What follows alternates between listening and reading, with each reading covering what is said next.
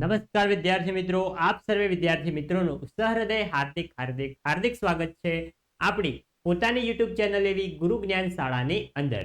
તો વિદ્યાર્થી મિત્રો, આજના આ વિડીયોની અંદર આજે આપણે ધોરણ 10 વિષય સંસ્કૃત વિષયની અંદર ચેપ્ટર નંબર 6 જે છે કાષ્ઠખંડ, એનું આજે આપણે સ્વાધ્યાયનું સંપૂર્ણ સોલ્યુશન આ વિડીયોની અંદર જોવાના છીએ, સમજવાના છીએ. તો વિડીયોને તમારે છેલ્લે સુધી સ્કીપ કર્યા વગર પૂરેપૂરો જોવાનો છે. અને જો તમે ચેનલ ઉપર નવા હોય તો ચેનલને અચૂકથી સબસ્ક્રાઇબ કરી દેવાની છે, કારણ કે અમારી ચેનલ તમને આગળ બોર્ડની એક્ઝામમાં પણ ખૂબ જ ફાયદાકારક રહેવાની છે. ચલો વિદ્યાર્થી મિત્રો, આપણે વિડીયોની શરૂઆત કરીએ. જોઈએ સૌપ્રથમ છે પહેલો કે અધોલિખિતેભ્ય વિકલ્પ્ય સમુચિત ઉત્તર ચિહ્નિત, એટલે કે સાચો વિકલ્પ પસંદ કરીને આપણે તેનો ઉત્તર આપવાનો છે. પહેલો કે જલ પ્રવાહે ગુરુઃ શિષ્ય કી દર્શયતી, તેની અંદર આવશે ઓપ્શન નંબર બી, જે આપણા ચેપ્ટરનું નામ છે કાષ્ઠખંડનમ. નેક્સ્ટ આગળ જોઈએ. બીજો કે વય સર્વે માનવા ત્રિદુષઃ ઇવ સ્મઃ, તેની અંદર આવશે ઓપ્શન નંબર ડી કાષ્ઠખંડા ઇવ. આગળ જઈએ. આગળ છે ત્રીજો કે સામાજિકો વ્યવહાર પુત્ર અપેક્ષિતો ભવતી, તેની અંદર આવશે ઓપ્શન નંબર ડી અતિ દુઃખ. આગળ જઈએ. આગળ છે ચોથો કે કેશા જનાના પ્રગતિ બાધિતા ભવતી, તેમાં આવશે ઓપ્શન નંબર બી જે છે કે વ્યસની જનાનામ, ઓપ્શન નંબર બી જે આપણો રાઈટ આન્સર છે. નેક્સ્ટ આપણે આગળ વધીએ. આગળ છે પાંચમો કે ગુરુઃ ખાલી જગ્યા સહ ઉપવિષ્ટ આસિત, તેની અંદર આવશે ઓપ્શન નંબર બી શિષ્યણ. આગળ જઈએ. આગળ છે છઠ્ઠો ખાલી જગ્યા પ્રતિમુખ મુક્તત્વમ એવ નદી જલ વિયોગ, તેની અંદર આવશે ઓપ્શન નંબર એ પરિવારત.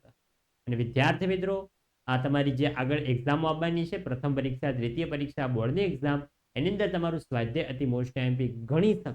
અને તમારે સૌપ્રથમ જ્યારે પણ તમે પરીક્ષાની તૈયારી કરવાનું સ્ટાર્ટ હમણાંથી જ કરી દેજો. તમારે સૌપ્રથમ સ્વાધ્યાય ક્લિયર કટ તૈયાર કરી દેવાનું છે, કારણ કે જે 90% પ્રશ્નો જે છે એ સ્વાધ્યાયમાંથી જ નીકળતા હોય છે. તમારે પરીક્ષાનું ટેન્શન લેવાનું નથી, કારણ કે અમારી ચેનલ ઉપર તમને ખૂબ જ મોસ્ટ એમપીમાં મોડેલ પેપરો આપવામાં આવશે, જે તમને ખૂબ જ ઉપયોગી રહેશે. માટે ચેનલને સબસ્ક્રાઇબ ના કરી હોય અત્યારથી સબસ્ક્રાઇબ કરી અમારી ચેનલ સાથે જોડાઈ જજો. આગળ જઈએ. સાતમો કે આહારાદય ખાલી જગ્યા ભવંતી, તો અંદર આવશે ઓપ્શન નંબર એ સેવનિયા. આગળ છે આઠમો કે સામાજિકો વ્યવહાર શક્તિ મન તીર્કમયન, તો અંદર આવશે ઓપ્શન નંબર સી ભવેત, જે આપણો સાચો ઓપ્શન છે. આગળ જોઈએ. આગળ છે નવમો કે ગગન માર્ગે ખાલી જગ્યા વિઘ્ના ભવતી, તો ગગન માર્ગે કેટલા વિઘ્ન આવતા હતા, તો ઓપ્શન ડી ચત્વાર, એટલે કે 4. નેક્સ્ટ. બીજો છે એકન વાક્ય સંસ્કૃત ભાષા ઉત્તર, એટલે કે એક વાક્યની અંદર સંસ્કૃતમાં જવાબ આપવાના છે. પહેલો ગુરુઃ પુત્ર વર્તમાન આસિત, તો ગુરુઃ તડાગ નીરે ગડગા નીરે વર્તમાન આસિત. બીજો છે ગુરુ કમ ઉપદિશ્યતિ, તો આવશે ગુરુઃ શિષ્યમ ઉપદિશ્યતિ. આગળ જઈએ આપણે. આગળ છે ત્રીજો કે પ્રવાહ રૂપે પરિવારે કી વહતી, તો પ્રવાહ રૂપે પરિવારે સ્નેહરૂપ જલ વહતી, એટલે કે પાણી સ્વરૂપે સ્નેહ વર્ષે છે, વહેતો હોય છે. ચોથો છે ક્રીદુષાહ જનાહ એકસ્મિન સ્થાને ભ્રમતી, તો અંદર આવશે વ્યસનેષુ પતિતાહ જનાહ એકસ્મિન સ્થાને ભ્રમતી. જોઈ શકો છો સાચો જવાબ તમને આપેલો છે. આગળ જોઈએ આપણે.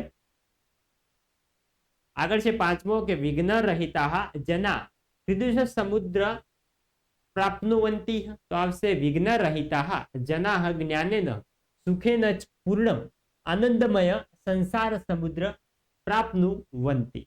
હવે જો ત્રીજો આપણે કૃદંતનો પ્રકાર ઓળખાવાનો છે. પહેલો આગંતુમ, તો થશે હેતવત કૃદંત. પછી છે અતિક્રમ્ય, તો થશે સંબંધક ભૃતકૃદંત. પતિતાહ, તો થશે કર્મણી ભૃતકૃદંત.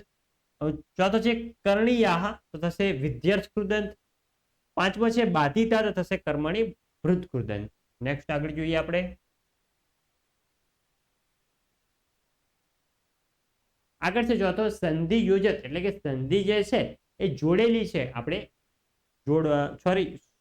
છોડેલી છે, આપણે જોડવાની છે. પેલો છે શિષ્ય અપૃચ્છત, તો થશે શિષ્યોડ પૃચ્છત.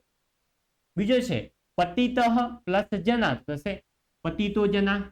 ત્રીજો છે અતઃ પ્લસ તત્ર તો થશે અસ્તત્ર. ચોથો છે પ્રગતિ પ્લસ તેષામ તો થશે પ્રગતિ તેષામ. પાંચમો છે ગુરુ પ્લસ અગ્રે તો થશે ગુરુગ્રહે ગુરુગ્રે. જે આપણો સાચો જવાબ રહેશે. આગળ જઈએ.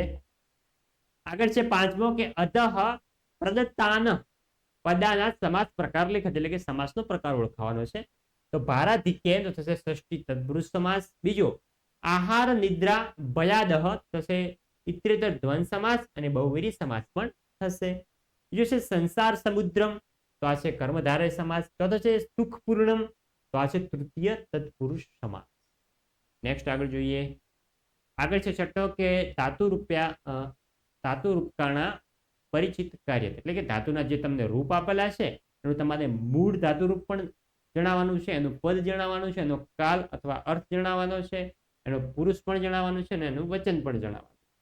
જોઈ શકો છો સંપૂર્ણ તમને કોષ્ટક આપેલો છે જે તમે વિડીયો સ્ટોપ કરીને સંપૂર્ણ તમારે એકવાર ધ્યાનથી જોઈ લેવાનું છે પછી જ લખવાનું છે. અને વિદ્યાર્થી મિત્રો જો તમારે સંસ્કૃતની અંદર વ્યાકરણનો સંપૂર્ણ સિરીઝ જોઈતી હોય તમે કમેન્ટ કરો જેથી કરીને આપણે કોઈક સારા તજજ્ઞ દ્વારા અમારા ચેનલ ઉપર લાવીશું ને સંપૂર્ણ વ્યાકરણ જે છે સંસ્કૃત વિષયની અંદર એનું તમને સંપૂર્ણ વિડીયો મળી જશે અને સારો એવો વિડીયો મળશે. તમે કોમેન્ટ કરો જો તમારે જરૂર હોય તો. સાતમું છે પુરુષ વચનાનુસાર શબ્દ રૂપાણા પરિચય કાર્ય. જોઈ શકો છો આનો પણ સંપૂર્ણ તમને જવાબ આપેલો છે અલગ અલગ કોષ્ટક દ્વારા. એનો મૂળ શબ્દ, એની વિભક્તિ, એનું વચન અને એનો શબ્દાર્થ એનો ગુજરાતીમાં અર્થ શું થાય છે એ પણ તમને જણાવેલ છે. આગળ જોઈએ. આગળ છે આપણા ગુજરાતી ભાષા માતૃભાષાની અંદર જવાબ લખો. પહેલો સાચું સુખ મેળવવા માટે કોણ યોગ્ય નથી? તો જે માણસ પોતાની શક્તિનું અતિક્રમણ કરીને સામાજિક વ્યવહારો કરે છે તેઓ વધુ પડતા ભારને કારણે ડૂબી જાય છે. ડૂબેલા માણસ સાચું સુખ મેળવવા માટે યોગ્ય હોતા નથી. નેક્સ્ટ આગળ જોઈએ. બીજો કે લેખકે મનુષ્યને કાષ્ઠખંડ જેવા શા માટે ગયા છે? તો લેખક બધા મનુષ્યને કાષ્ઠખંડ એટલે કે લાકડાના ટુકડાઓ જેવા કયા છે કારણ કે આપણું જીવન જ નદી છે અને આપણો પરિવાર પ્રવાહ રૂપ છે. તેમાં સ્નેહરૂપી પાણી વહે છે. પોતાના પરિવારમાં જીવન જીવતા આપણને જો 4 વિઘ્ન ન આવે તો સુખથી ભરપૂર સંસારરૂપી સમુદ્રમાં આપણે પહોંચી શકીએ છીએ. બીજો જોઈએ કે સમુદ્ર સુધી જવામાં કાષ્ઠખંડને કયા કયા વિઘ્નો આવ્યા હતા? તો ટોટલ 4 વિઘ્નો આવ્યા હતા. આપણે જોઈએ પહેલો કાંઠા પરનું જોડાણ.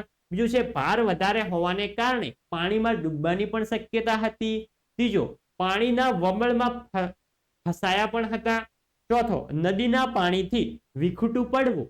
આ 4 વિઘ્નો આવી શકે છે. આગળ જોઈએ. આગળ છે ચોથો કે આવર્તપાત નામના વિઘ્નને સમજાવો. જોઈ શકો છો એનું સંપૂર્ણ તમને ગુજરાતીની અંદર જવાબ આપેલો છે જે તમે વિડીયો સ્ટોપ કરી સંપૂર્ણ પ્રશ્નનો જવાબ વાંચી લેવાનો છે અને પછી લખવાનો છે. નેક્સ્ટ સ્લાઇડ તરફ જઈએ. તમને સરસ મજાનો ક વિભાગ ખ વિભાગ આપેલો છે ને આપણે જોડકા જોડવાના છે. ચલો જોડીએ.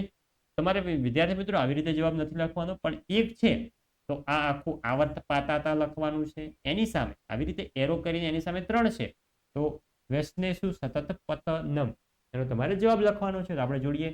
તો પહેલાની અંદર આવશે ઓપ્શન નંબર ત્રીજો. બીજો જે છે કે તીરે સંલગ્નતા તો અંદર આવશે ઓપ્શન નંબર 4 જે છે એની સામે તે આપણો સાચો રાઈટ આન્સર છે. ત્રીજો જલ વિયોગ એની સામે આવશે 1 જે છે એ આવશે. ચોથો છે જલે નિગ્નમનતા અંદર પણ ઓપ્શન નંબર 2 જે છે એ સાચો આન્સર રહેશે. તો વિદ્યાર્થી મિત્રો આ હતો આપણો ધોરણ 10 વિષય સંસ્કૃત વિષયની અંદર જે ચેપ્ટર નંબર 6 જે છે એનું સ્વાધ્યાયનું સંપૂર્ણ સોલ્યુશન. તો વિદ્યાર્થી મિત્રો તમને અમારો વિડીયો સારો લાગ્યો હોય તો વિડીયોને લાઈક કરીને જજો અને આવા પણ આગળ બીજા વિડીયો જોવા માટે અમારી ચેનલને અચૂકથી સબસ્ક્રાઇબ કરીને જજો. મળીશું આવનાર વિડીયો સાથે. ત્યાં સુધી આવજો. જય હિન્દ, જય ભારત.